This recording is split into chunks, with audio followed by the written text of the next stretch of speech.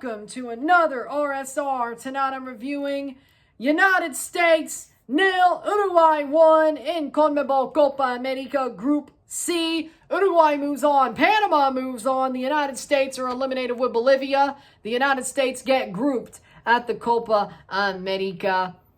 Sad night. You know, the vibe of this video fits. Even though my ring light got busted, it's done. I'm using that headlamp. The fact that this video is a bit darker shows how dark it is of a day in U.S. soccer football history. Estados Unidos 0, Uruguay 1 en la Copa América.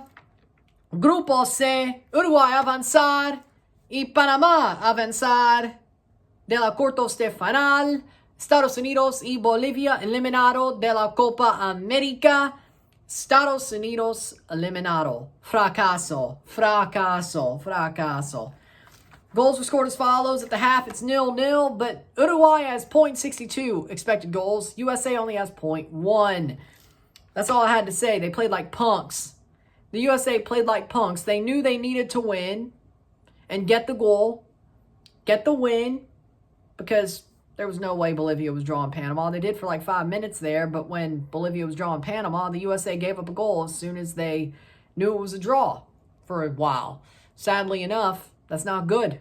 It's not good, United States. It's no good. They played like punks. We'll get there. 66th minute, Matías Oliveira scores a rebound goal. Header down. Ball falls to Oliveira. He is offside, or it looks like it, but he taps it home. They don't give an offside on VAR. It is 0-1. 0-1 Uruguay. But you know what? The U.S. deserves it. Even though it should have been offside, the U.S. deserves this. They deserve this, straight up. Full-time 0-1. 0-1 esta noche.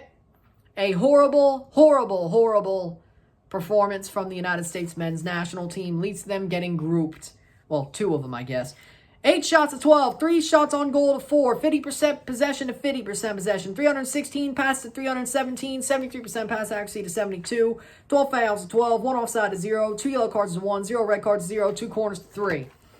Listen, Uruguay, props. You did what you had to do, especially in the first 2 matches. This game, you just had to do a little bit to go through and win the group. You did what you had to do. Props. Congratulations. Enjoy your quarterfinal. I ain't got much else to say about y'all. Y'all didn't play too good here as well, but you lost your manager to suspension for the day.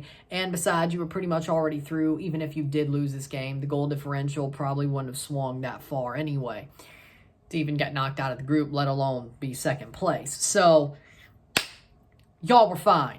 I understand why you played the way you played, but the USA were the ones who were on the brink.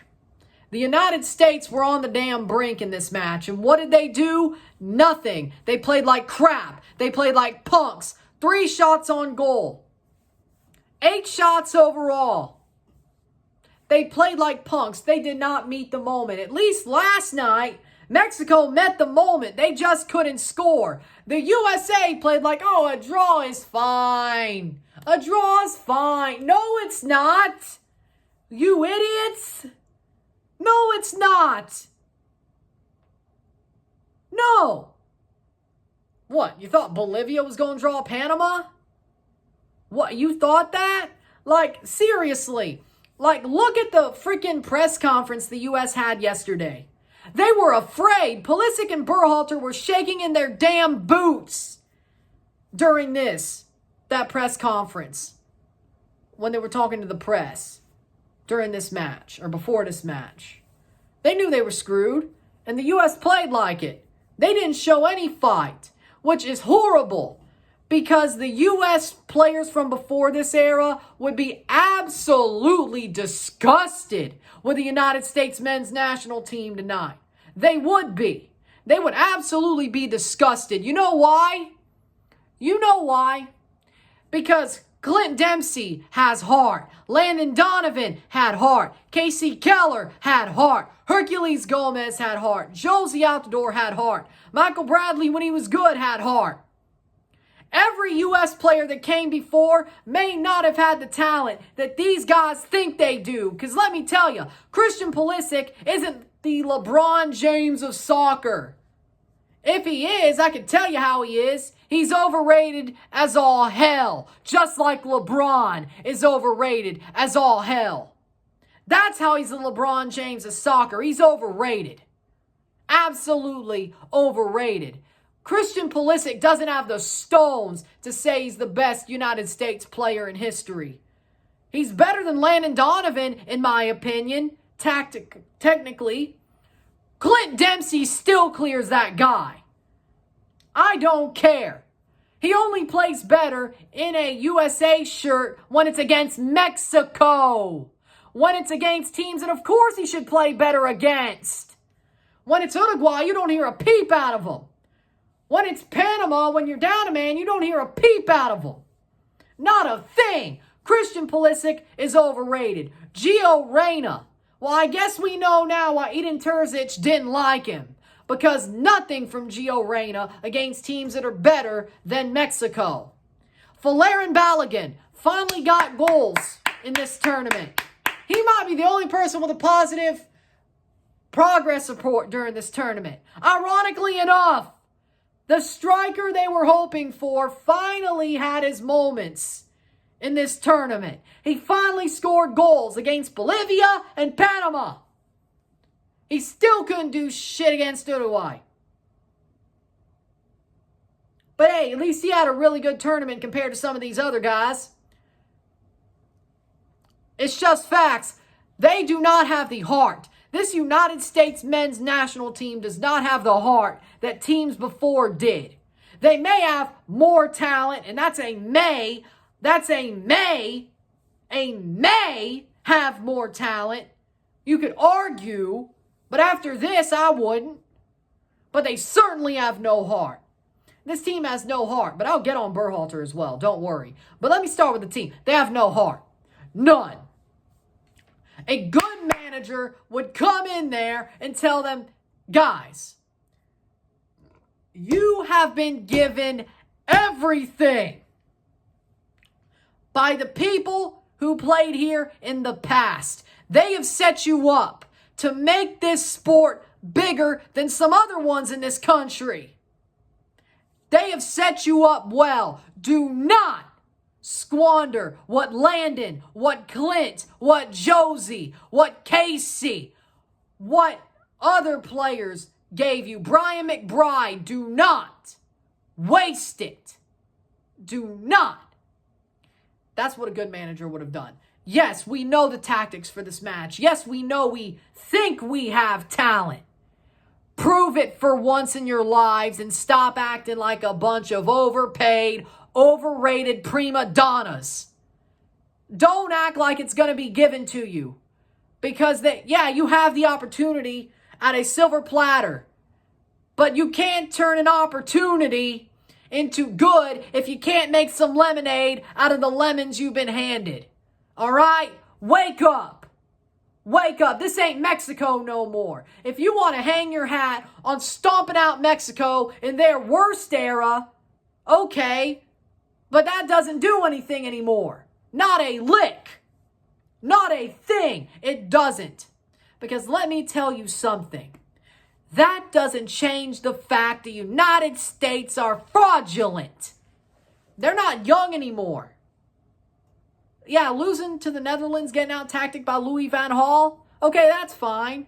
Took them 4 years to get to that World Cup. It's a young team. Getting grouped by Uruguay and Panama. A team that you should be beating with your A side. I get losing to Panama at the Gold Cup last year. I get it. It wasn't your A side. BJ Callahan's still a better manager, but Greg was telling him half the shit to do. I guarantee you. But again, wait for my Greg portion of this. Listen, but I understand it. Panama had something to prove, and they had about an equal level of talent going into that semifinal. But for the second straight year, the United States men's national team hopes have been ended by Panama. A good team, don't get me wrong. Do not sleep on Thomas Christensen. Do not sleep on the players that Panama puts on the pitch. You should have learned that during the second match. But let me tell you, Panama is a good team. You're better, at least that's what you tell us. At least that's what you say to us. Oh, we got Gio Reyna. Oh, we got Tim Weah. We got Christian Pulisic. We got Folarin Balogun. We got Weston McKennie. We're so much better. Bullshit you are. Again, these players might have more talent or at least a higher ceiling. They have no heart. They have no dog in them. They don't give a shit. Clint Dempsey would spit Hawk 2 in every single one of your faces, or at least he should. It's a disgrace. It's a disgrace what these players are. Alexi Lawless was right. And I know that generation wasn't this one, but Christian Pulisic was still there, so it counts. A bunch of tattooed, whiny, prima donna millionaires who are on the verge of squandering everything they've been given. Everything. You have a World Cup in 2 years. You think U.S. fans want to see this again? You have a Gold Cup with guests coming over. What, are you just going to give out some Southern hospitality and get stomped out by England? By Saudi Arabia? By Morocco? I mean, yeah, they have better teams than you. Or at least equal, depending on who they bring. But, okay, so you're telling me a year from now, you're going to get embarrassed by your own guests at the CONCACAF Gold Cup. In your own country, just like you did here. What do you want me to say? Because, oh, by the way, well, let me finish. And then you're going to get embarrassed at the World Cup if you so do keep Greg Berhalter. Which, if you believe Eric Winalda, they're keeping him. Which would be the stupidest thing you could do, but I can't even laugh at that because Italy are dumb enough to keep Luciano Spalletti. So we're in the same boat. Thank God Jesse Marsch went to Canada or I'd be losing my mind right now. Well, when it comes to teams I root for, right? But I can't even laugh at the USA for keeping Berhalter because Spalletti is still coaching Italy. I'd be a complete hypocrite. Damn it. But Berhalter, if Winalda's right and you're still here, that is also a disgrace. And Clint Dempsey should also spit in your face. Because you are the worst. The absolute worst manager. Well, no, you're not Bob Bradley, but you're pretty damn close. But hey, at least you play attacking football, verticality, right? You ain't much better than Bob, currently. I'll give Bob Bradley the fact when he was the U.S. manager, that was the best part of his career. When he beat Spain, that's called a signature win. You don't know what that is unless you beat Mexico in the Nations League final. You don't know what a signature win is. Let me explain to you what a signature win is in your own terms, Mr. Hype Beast. All right, let me explain. A signature win are Jordan 8s. You can only deliver, I don't know, Roshi runs. And maybe sometimes some Air Maxes, which those are the Mexico wins. That's what you do. And Greg, you suck, frankly.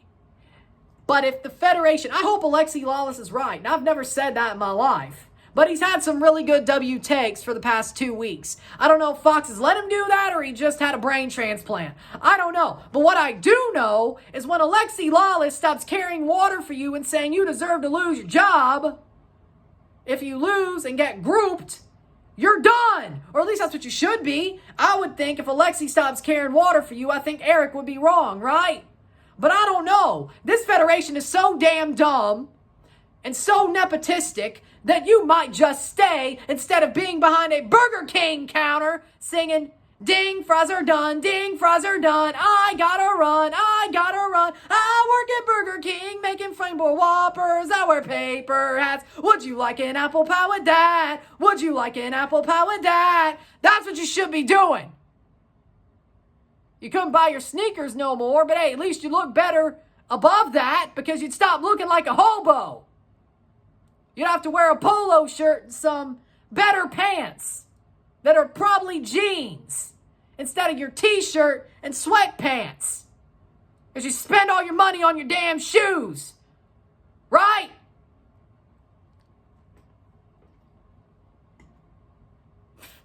You're a joke. And they might just keep you. I could not believe it. It's possible. You should be gone now. I should be done with this video while it's uploading reading Greg Berhalter has been fired from the United States men's national team. But I won't. Hell, I won't even wake up to it. You'll still somehow have a job. If Eric Winaldo is right. Which I hope he's not. Which you really can't trust what he says, at least 50% of the time. But I hope he's just protecting people from the realization that the U.S. might just be dumb. But I don't know. But point is, the players don't have a dog in them. It's funny because Greg Berhalter was the one crying. I don't know if it's because he realized he was losing his job or he actually cared more than the players, which honestly would be sad. Because these players say they want him. They want him. And they let him down. I mean, he also let them down, but they let him down. The guy that they want to be the manager, they let him down. And he's crying.